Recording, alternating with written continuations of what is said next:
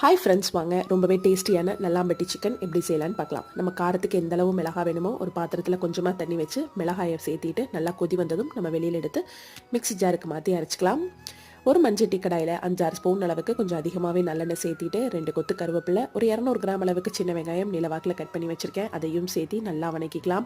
வெங்காயம் நல்லா கண்ணாடி பதத்துக்கு வந்ததும் தேவையான அளவுக்கு கல்லுப்பு, 1 ஸ்பூன் மஞ்சத்தூள், நம்ம அரைச்சி வச்சிருக்க மிளகா பேஸ்ட்டையும் சேர்த்தி நல்லா பெரட்டி விட்டதுக்கப்புறமா நம்ம கழுவி க்ளீன் பண்ணி வச்சிருக்க நாட்டுக்கோழியை சேர்த்திக்கலாம். நாட்டுக்கோழியை சேர்த்தி அந்த மசாலாவோட நல்லா பெரட்டினதுக்கப்புறமா ஒரு 5 நிமிஷம் நல்லா பெரட்டி விடுங்க. அதுக்கப்புறமா நல்லா மூழ்கிற அளவுக்கு தண்ணி வச்சு வேக விடுங்க.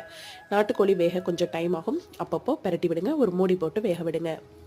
தண்ணி நல்லா ட்ரை ஆனதும் நான் ஒரு 2 சில தேங்காவை நைஸாக கட் பண்ணி வச்சுருக்கேன், அதையும் சேர்த்திட்டு 2 கொத்து கருவேப்பிலை சேர்த்தி சுட சுட பரிமாறுங்க. டேஸ்ட் ரொம்பவே சூப்பராக இருக்கும். நம்ம மிளகாயை கிள்ளி சேர்த்தி செய்கிறத விட இந்த மாதிரி ஒரு வாட்டி ட்ரை பண்ணி பாருங்கள். டேஸ்ட் ரொம்பவே டிஃப்ரெண்ட்டாக இருக்கும். கண்டிப்பாக ட்ரை பண்ணிவிட்டு எப்படி இருந்துச்சுன்னு சொல்லுங்கள். பாய்.